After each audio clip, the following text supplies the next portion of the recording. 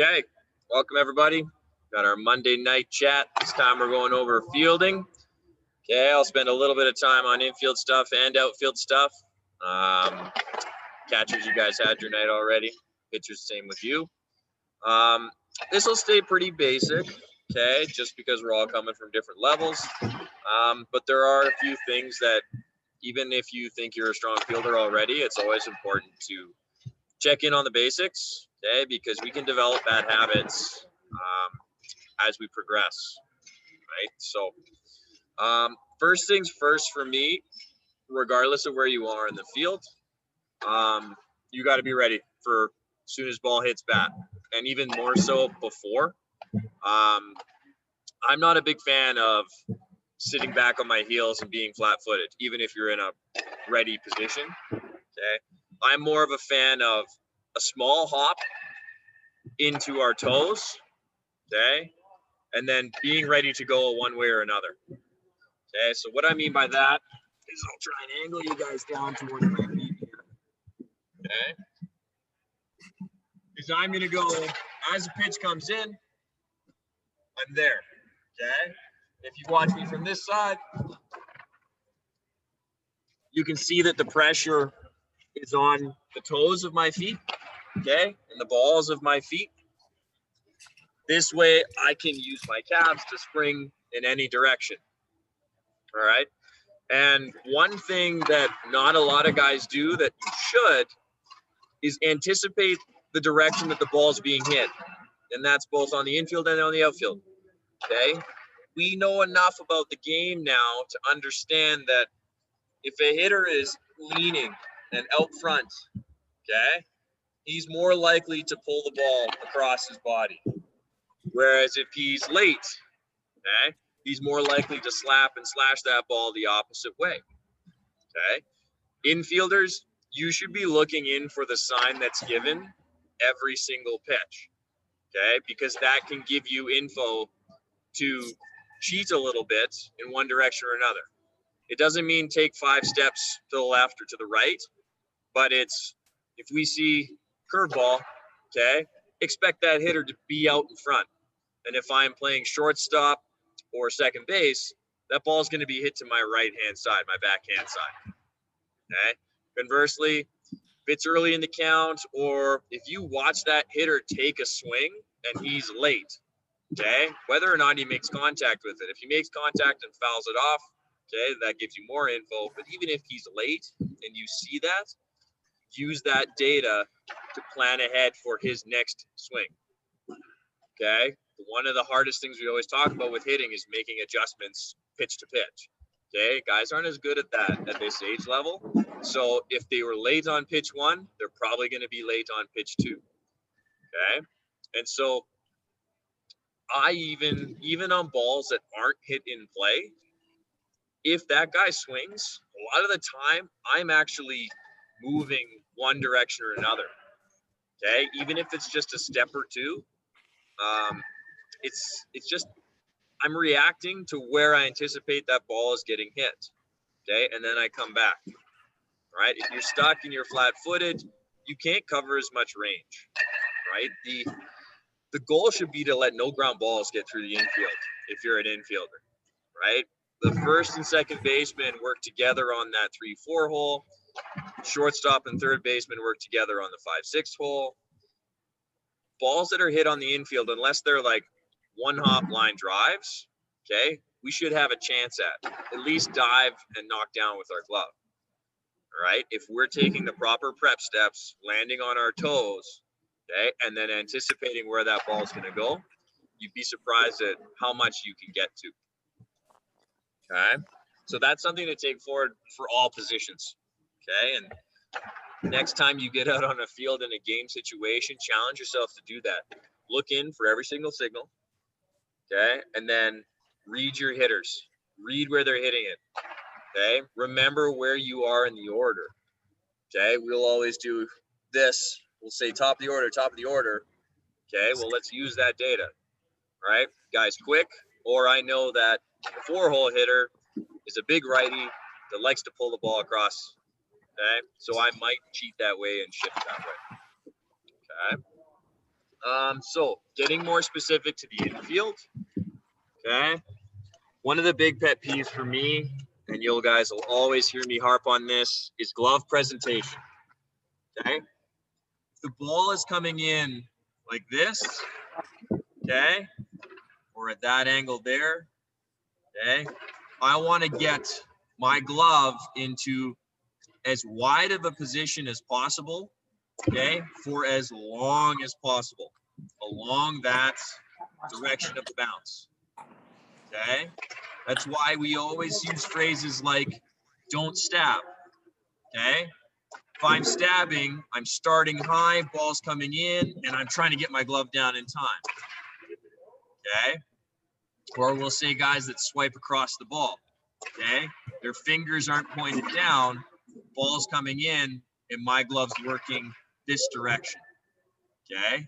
We want to give ourselves the best chance to have that ball find the inside of our glove as possible, just like when we hit, okay? So that's, the ball's coming in at this angle here, okay? I get onto that angle there, okay? And 90% of the time when I field the ground ball, this is what my hand looks like, okay? Look at that wrist. We're bent back as much as we can, trying to lead with the heel of our glove, okay? The more my fingers start to curl, okay? Look at what happens to how much glove is presented, okay? You just cut that area in half, all right? So we want to work that way.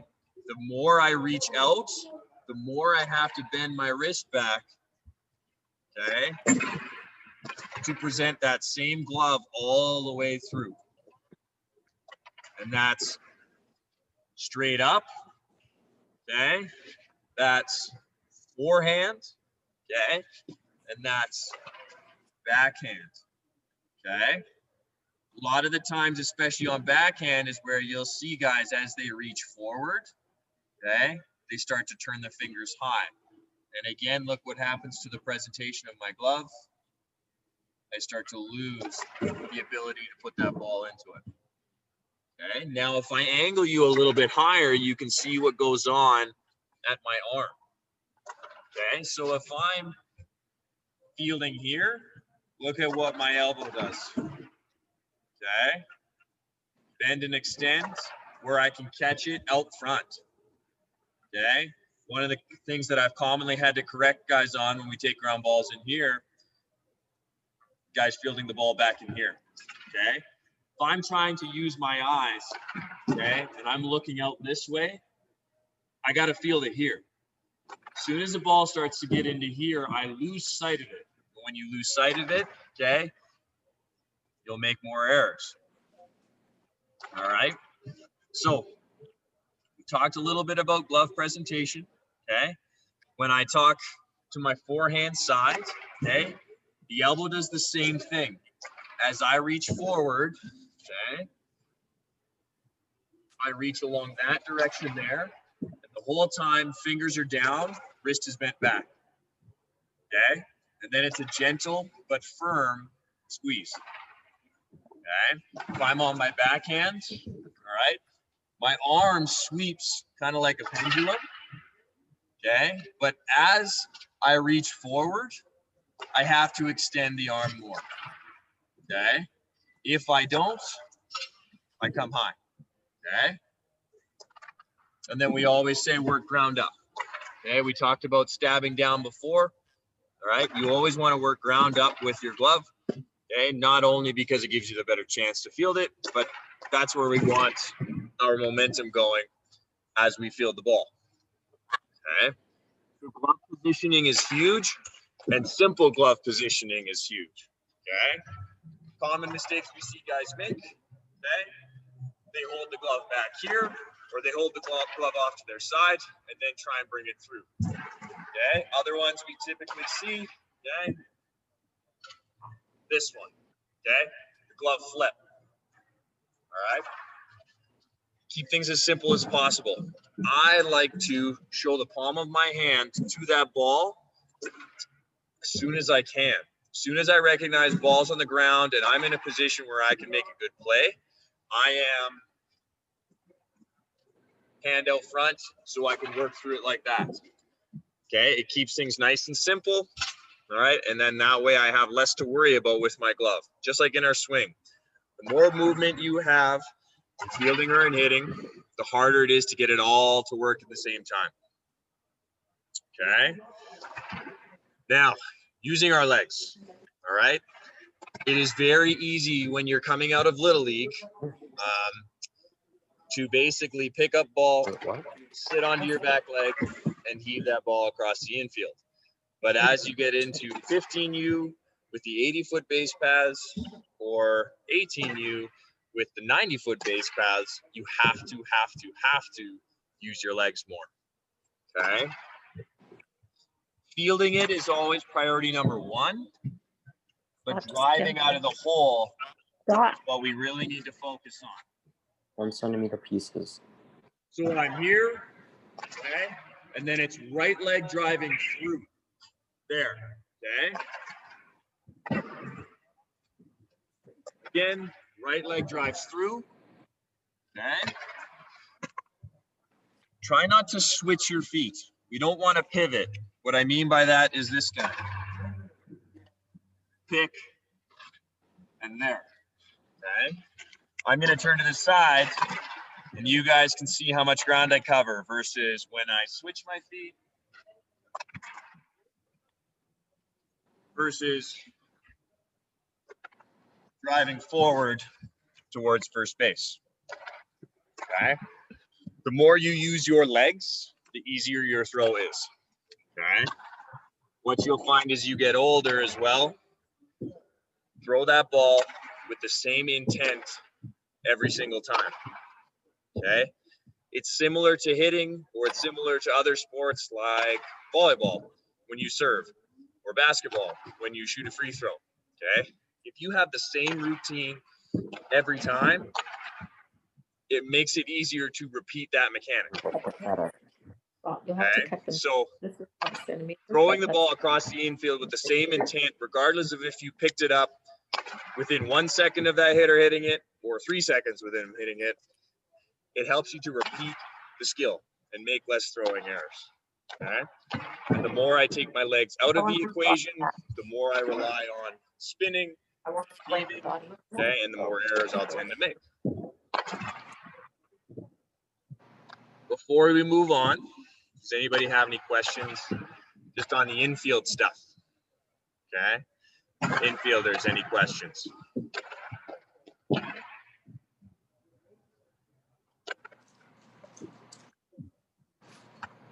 Sounds like we're all good. Okay. I know this is basics, but again, I like to revisit the basics just because you never know what you might have missed. All right. And if you can handle those couple of key points, okay, glove positioning, hands out front, starting low, working high, and then driving your legs through the ball towards your target, that is fielding in a nutshell. Okay. There's a really good video actually, and I can put it in the chat here, where this guy goes, he talks about basically reading a hop from a ground ball. Okay. For the most part, my general rule of thumb that I like to use, okay, is read the first bounce, when it occurs, okay, and what kind of spin is on it. Okay. I'm going to post the link here. Okay. So copy that link down and watch this after we're done the video. All right. Basically, if you have a ground ball that hits the ground right away, okay, so batter makes contact here, okay, over the top half of the ball, and that ball goes straight down into the ground, okay, you're going to create lots of topspin, okay. The more topspin there is on the ball, okay, the higher the hops tend to be, okay, and the fewer hops there will be, okay. Typically, those are the ones that you want to start to come get, okay, and what we mean by that is not so much charge, okay, but you got to be working through the ball. You got to be coming to get the ball a little bit. Okay, there are ground balls that we can sit and don't have to charge. Okay, but for the most part, if you read ball off bat and right into the ground, okay, you have to come get that ball. Because more often than not, if you sit back and wait for that ball to come to you, you get caught on your heels, you get caught flat-footed, and then you get caught trying to field a bounce or an in-between hop that's challenging. And then you have to get your body going. Okay? Top spin, balls into the ground right away. Usually if you take off, you can get it on either a short hop or a long hop. That's always the goal. Whenever we field a ground ball in the infield, we want the short hop or the long hop. Okay? We never want to get stuck on an in-between hop. Okay? Short hop is ball hitting ground, and my glove is like here. So it's ground glove. Versus a long hop, which is ground, delay, and then ball into glove. Okay? If a hitter hits it hard with backspin or on a line, okay, or usually that ball's down in the zone, but he still manages to get lots of barrel on it, not at a top angle like that, but more square, okay, that ball's going to do less this, and it's going to scoot more, okay? Those are the ones that you can sit back on a little bit, okay, or work laterally, get into a position, and then drive your legs through, okay? Because typically there aren't as many in-between hops in those, and because they're harder hit, we can't come get them, all right? So when we approach a ground ball, okay, fielding it is priority number one, but we have to have where are we going in the back of our head as priority number two, okay? And that's why typically as an infielder, anything that's not hit directly at you, okay, you have to work laterally at a backwards angle, okay? If I go straight to the right or straight to the left, okay, my chances of trying to intersect that ball, okay, are less than if I take a back angle, okay? I can cover more ground horizontally before that ball crosses my path, okay? Now it's a spectrum, okay? I can't go too far back because then I won't pick the ball up in time to throw that runner out, okay? But often what we find we have to correct with guys at a young age is they take too sharp of an angle to intersect that ball, all right?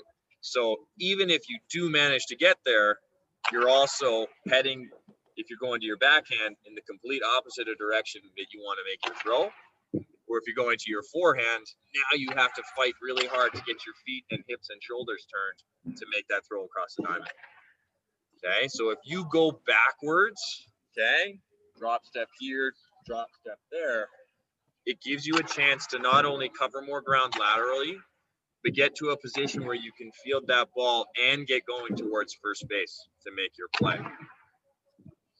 Okay, if you're playing third base with nobody on, right, the backhands are going to be almost in a straight line towards the foul line, but your forehands, if they're hard hits, can almost take you towards the outfield grass.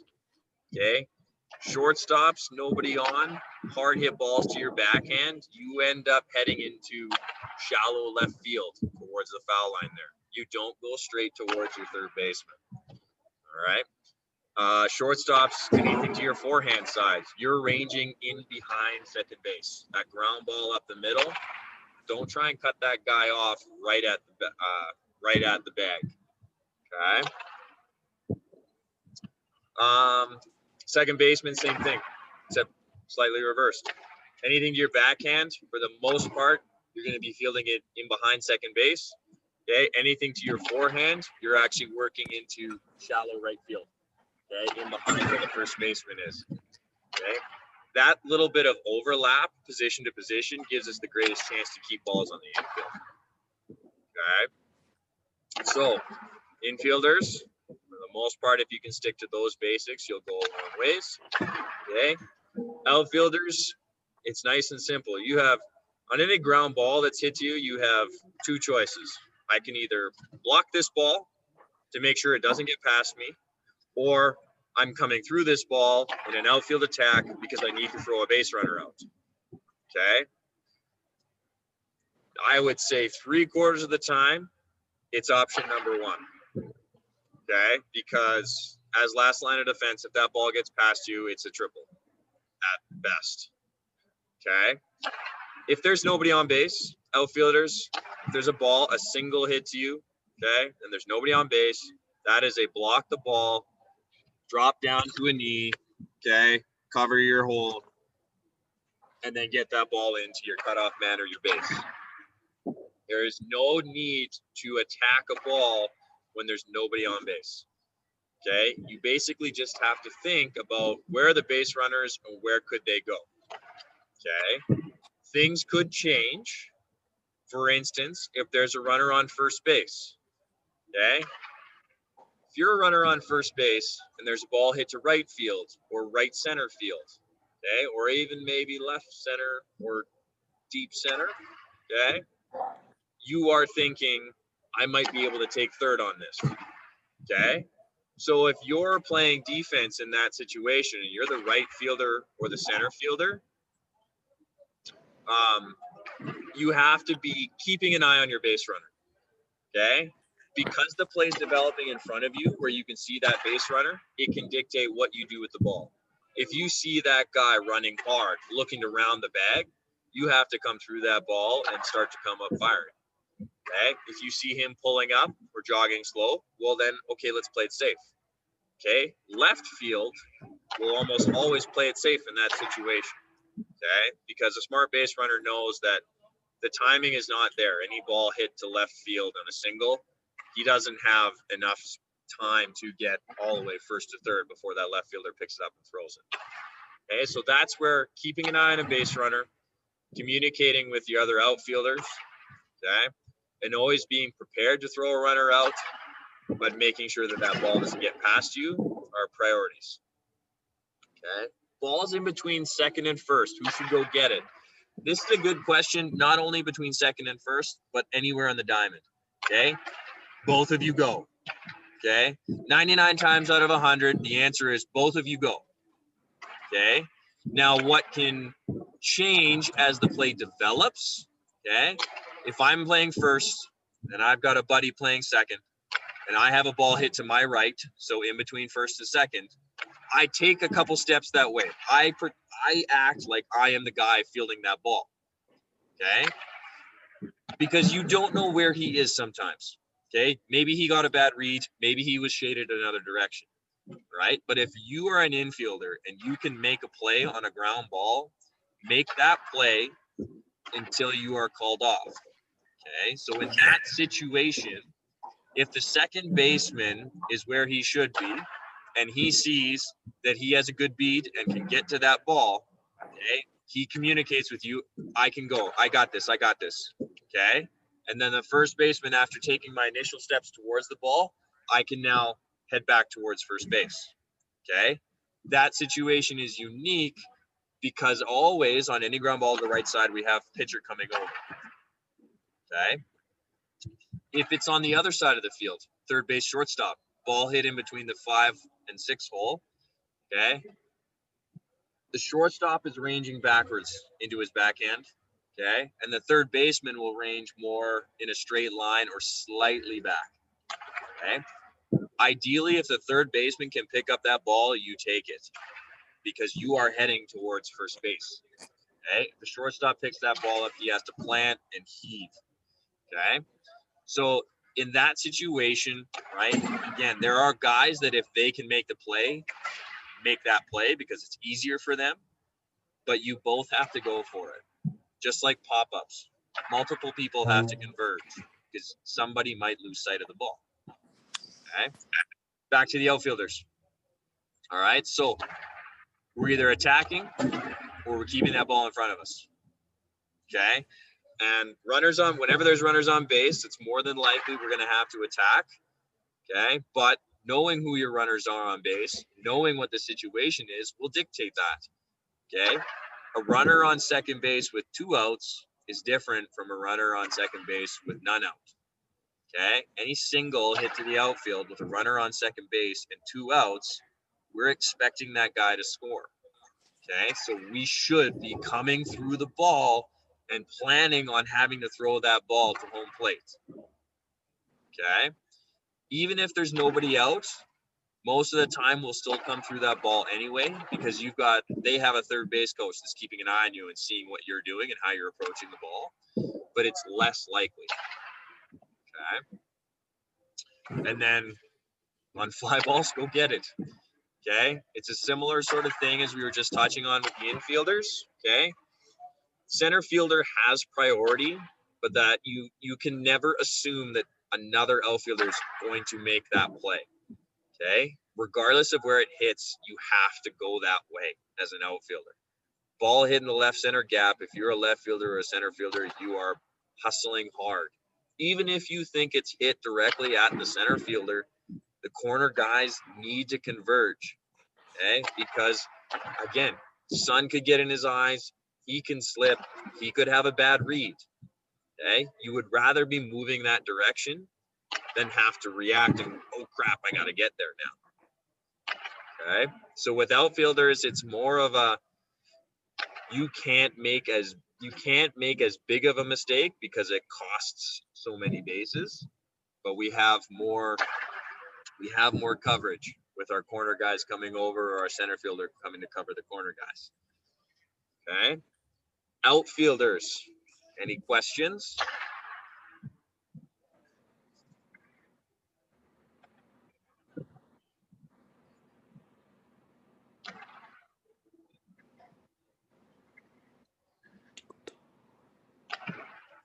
Okay. Doesn't look like it. All right. Outfielding is a little bit more simple, but you'd be surprised how valuable a good, strong outfielder is. Okay. As you get older, guys that have experience in the outfield and playing it properly, and that's taking the right routes to balls, keeping the ball in front when they have to, throwing guys out or knowing when to throw guys out when they have to, is very valuable to a coach making a team, because he knows that if he puts you in that spot, he doesn't have to worry about that stuff anymore. Okay. Having the confidence in a player to just make the plays that they're supposed to make is huge for a coach. Okay. Most of the time, coaches don't expect you to make the fantastic, amazing TSN top 10 play. Okay. But what can get you in the lineup consistently as a defender is making the plays that you're supposed to make. Okay. And that's working through the ball, knowing what to do with the ball whenever it's hit to you and whatever the situation is, and then communicating a ton on defense. All right. Does anybody have any fielding related questions before we wrap things up?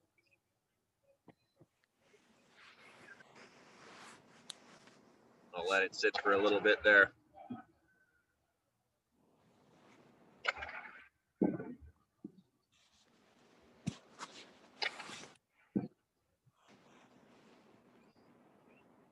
Nothing? No issues with that stuff? Hopefully that's a good thing. Means you guys are getting it. Okay. But hopefully that means that when you guys come in here and work with us one-on-one, we don't have to address some of that stuff. Okay. Hopefully we don't have to address glove positioning and things like that. Prep steps, getting ready to move.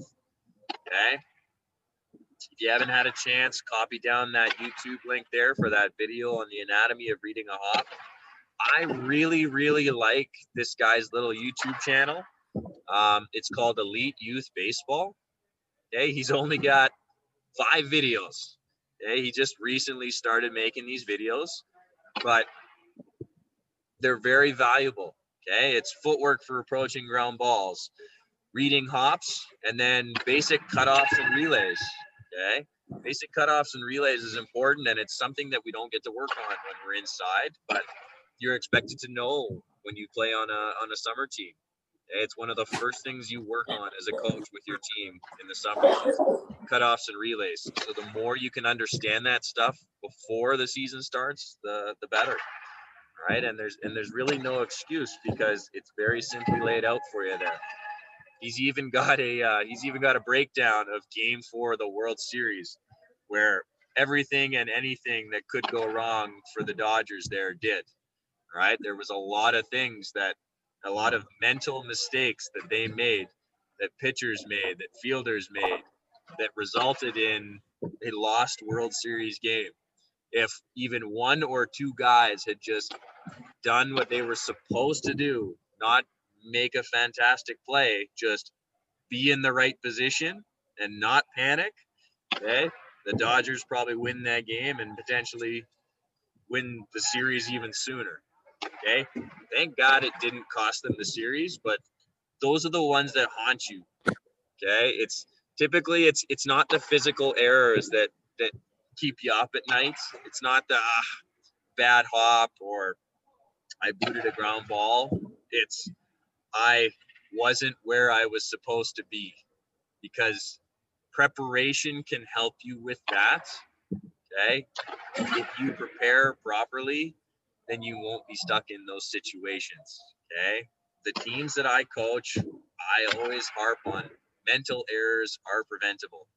Okay, I'm not going to jump down a guy's throat if he makes a physical error, if he drops a fly ball, if he misses a ground ball, because I've been in those situations and I know that you're not trying to make the mistake there. But I do get on guys for their mental errors, because that is it is perfectly able to plan ahead for that stuff. Okay, so test your knowledge on that stuff and go watch that YouTube channel for a little bit. He's got some interesting videos and they're not too long. Anybody have anything else they want to ask me, fielding wise or other? Wrap this one up a little bit sooner than the others.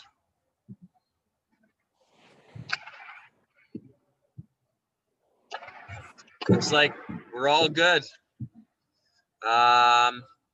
Continue to see you guys in here throughout the week. On Thursday, we've got Coach Phil, our 18U coordinator. He's going to be giving you guys a talk about how to prepare for his program and college, which I think is going to be a really good one for you guys, because it is quite a jump from 15U to 18U. But other than that, keep working hard in school, guys. You're almost at Christmas. All right, keep hopping in here when you need a physical activity break. We're more than happy to help you guys out. Take care, and we'll see ya. Thank you. Thank you. Thank you. Bye. Thank you.